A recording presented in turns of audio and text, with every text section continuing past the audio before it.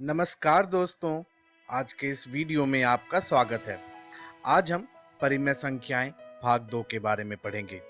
आज के इस वीडियो में हम सबसे पहले यह जानेंगे कि संख्या रेखा पर परिमेय संख्याओं का किस प्रकार निरूपण किया जाता है और अंतिम में हम यह सीखेंगे कि परिमेय संख्याओं की तुलना किस प्रकार की जाती है। तो आइए आज का पाठ्यक्रम शुरू करते हैं। तो जैसा कि आपको याद होगा, अपने पिछले वीडियो में मैंने आपसे एक सवाल पूछा था कि -15/25 का मानक रूप क्या होगा।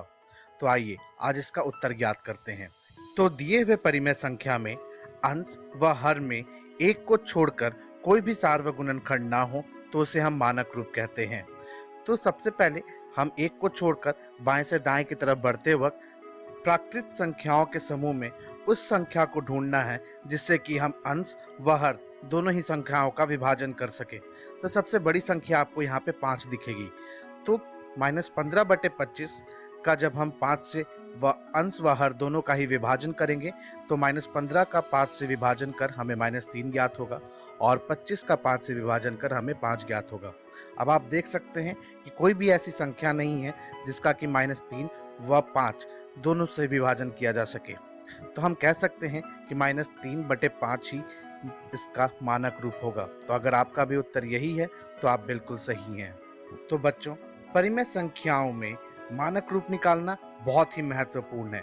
आशा करता हूँ कि आपको यह आता हो और अगर अभी भी कोई दुविधा हो तो आप इसका अभ्यास जरूर करें।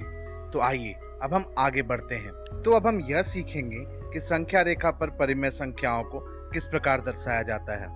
सबसे पहले, जैसा कि आपको याद होगा कि संख्या रेखा पर एक मात्रक दूरी पर हमने पूर्णांकों को कुछ इस प्रकार दर्शाया था।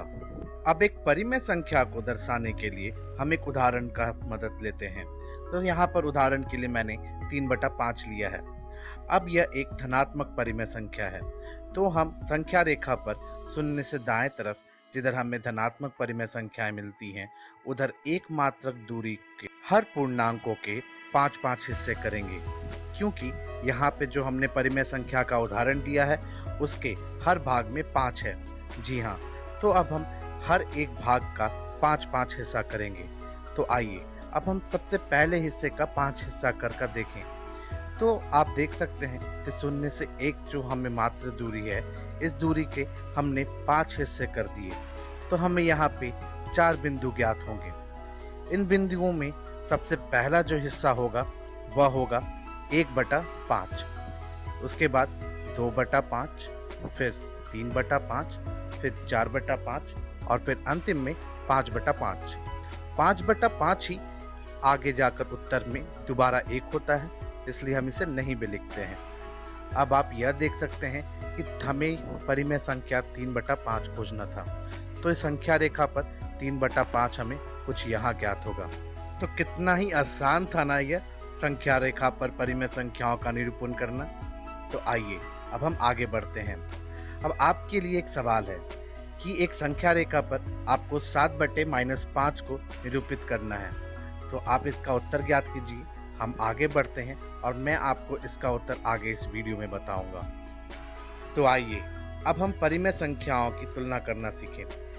सबसे पहले अगर हम संख्या रेखा पर देखें तो आपको मालूम है कि शून्य एक सिर्फ परिमेय संख्या है और शून्य के बाएं तरफ बढ़ने पर हमें छोटी परिमेय संख्याएं ज्ञात होती हैं, जिसका नाम हमने ऋणात्मक परिमेय संख्याएं रख रखा है। और शून्य से दाएं तरफ बढ़ने पर हमें बड़े परिमेय संख्याएं ज्ञात होती हैं, जिनका नाम हमने धनात्मक परिमेय संख्याएं रख रखा है। तो हम कह सकते हैं कि जितने भी ऋणात्मक परिमेय संख्याएं होती हैं वह सारे और सारे धनात्मक परिमेय संख्याओं से छोटी होती हैं। तो उदाहरण के लिए अगर हम 5/8 व -5/8 लें तो आप इन तीनों चिन्हों में से कौन सा चिन्ह का प्रयोग करना चाहेंगे। तो जैसा कि हम यहाँ देख सकते हैं कि -5/8 एक ऋणात्मक परिमेय संख्या है और 5/8 एक धनात्मक परिमेय संख्या है। तो हम जानते हैं कि धनात्मक परिमेय संख्या ऋणात्मक परिमेय संख्या से बड़ी होती है। तो हम बीच वाले चिन्ह का प्रयोग करेंगे। तो हमारा उत्तर कुछ इस प्रकार होगा। लेकिन तब क्या करेंगे जब हमें किसी 2 ऋणात्मक परिमेय संख्या या फिर किसी 2 धनात्मक परिमेय संख्याओं के बीच तुलना करना होगा। तब हम ठीक उसी प्रकार तुलना करेंगे जिस प्रकार हम भिन्न में करते थे। जी हाँ, जैसा कि आपको याद होगा, हम भिन्न में तुलना करने के लिए सबसे पहले हम यह देखते थे कि हर भाग बराबर है कि नहीं। अगर किसी परिमेय संख्याओं का हर भाग बराबर हो तो हमें सिर्फ अंश भागों में तुलना करना होगा। तो जैसा कि हमने यहाँ पे उदाहरण के लिए -5/7 व -4/7 लिया है, तो आप देख सकते हैं कि इनके हर भाग बराबर हैं। तो हम इनके अंश भाग को तुलना कर यह देखेंगे कि -5 में और -4 में बड़ी संख्या कौन सी है। तो हम जानते हैं कि ऋणात्मक संख्याओं में जो संख्या जितनी छोटी होती है वह उतनी ही बड़ी होती है। तो -4 -5 से बड़ी होगी। तो हम कह सकते हैं कि -4/7 वाली परिमेय संख्या बड़ी है। लेकिन तब क्या करेंगे जब परिमेय संख्याओं के हर भाग बराबर नहीं होंगे? तो इसका सबसे पहला कदम होगा कि हमें मानक रूप निकालना होगा। तो हमने यहाँ उदाहरण के लिए 3/5 व 2/3 ले रखा है। तो इसका मानक रूप हम देखेंगे कि 3/5 का 3/5 ही रहेगा व 2/3 का मानक रूप 2/3 ही रहेगा। अब हम यह देखेंगे कि इनके हर भागों का पहाड़े में वह कौन सी संख्या है जो दोनों के ही पहाड़ों में आती हो। तो आप देख सकते हैं कि 5 व 3 के पहाड़े में वह 15 है जो दोनों के ही पहाड़ों में आती है। तो अब हम यह देखेंगे कि 3/5 में हर भाग में हम कितना गुना करें कि उत्तर में 15 हो जाए। तो 5 में 3 गुना करने पर 15 हो जाएगा। तो हम अंश भाग में भी 3 गुना करेंगे तो हमें जो उत्तर ज्ञात होगा वह 9/15 होगा। ठीक इसी प्रकार 2/3 में भी हमें यह देखना है कि हर भाग में हम कितना गुना करें कि उत्तर में हमें हर भाग में 15 ज्ञात हो। तो अगर 3 में हम 5 गुना करें तो हमें 15 ज्ञात होगा। तो हम अंश भाग में भी 5 गुना करेंगे। तो 2 में 5 गुना कर हमें 10 ज्ञात हो गया। तो जो हमें उत्तर ज्ञात हुआ वह हुआ 10/15। अब आप यह देख सकते हैं कि दोनों के ही उत्तरों में जो हमारा हर भाग है उसमें संख्या बराबर है। तो दोनों में ही 15 हो गया। तो अब हमें जो करना है वह यह है कि हमें अंश भाग के संख्याओं में के बीच तुलना करना है। तो 9 व 10 में कौन सी बड़ी संख्या होती है, बताइए। अगर आपका उत्तर 10 है तो आप सही हैं। तो हम कह सकते हैं कि 10/15 वाली परिमेय संख्या बड़ी होगी। और 10/15 वाली परिमेय संख्या किसकी थी? तो जी हाँ, वह 2/3 वाले की थी।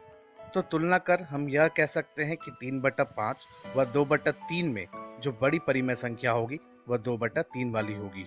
अब जैसा कि मैंने आपसे एक सवाल पूछा था कि एक संख्या रेखा पर 7/-5 को निरूपित कीजिए। तो आइए अब हम इसका उत्तर ज्ञात करते हैं। सबसे पहले हम 7/-5 का मानक रूप लिखेंगे। तो वह -7/5 होगा। अब हम जैसा कि जानते हैं यह एक ऋणात्मक परिमेय संख्या है।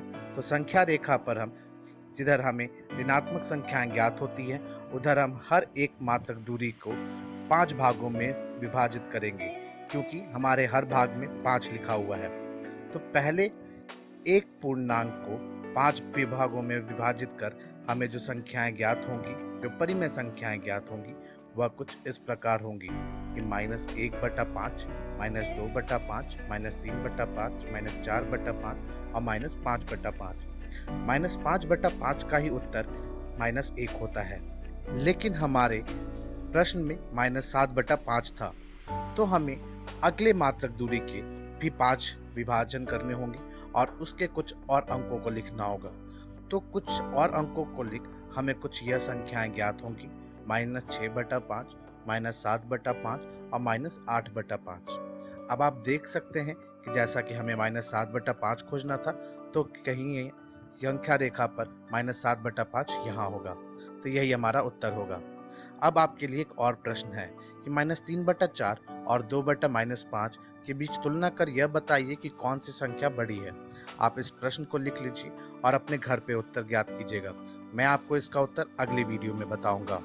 तो आज के इस वीडियो में हमने सबसे पहले यह देखा कि संख्या रेखा पर परिमेय संख्याओं का निरूपण किस प्रकार किया जाता है और अंतिम में हमने यह भी जाना कि परिमेय संख्याओं की तुलना किस प्रकार की जाती है। अब अपनी अगली वीडियो में हम यह जानेंगे कि दो संख्याओं के बीच परिमेय संख्याएं किस प्रकार ज्ञात की जाती हैं और इसके बाद हम यह भी जानेंगे कि परिमेय संख्याओं के बीच योग किस प्रकार किया जाता है और हम यह भी जानेंगे कि परिमेय संख्याओं के बीच विवेकलन भी किस प्रकार किया जाता है। तो हम अपनी अगली वीडियो में मिलते हैं।